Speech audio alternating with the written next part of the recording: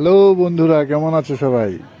অরুণাচল মানেই সাদা বরফ, সবুজের হাতছানি, পাহাড়ি নদী, ঠান্ডা বাতাস আর স্বচ্ছ আকাশ।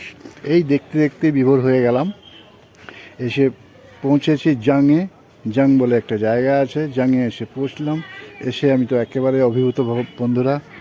তোমাদের কেমন লাগলো ভিডিওটা কমেন্টে জানাবে। আর অরুণাচল অবশ্যই ভিজিট করবে, আমার চ্যানেলটা অবশ্যই সাবস্ক্রাইব করবে। ধন্যবাদ।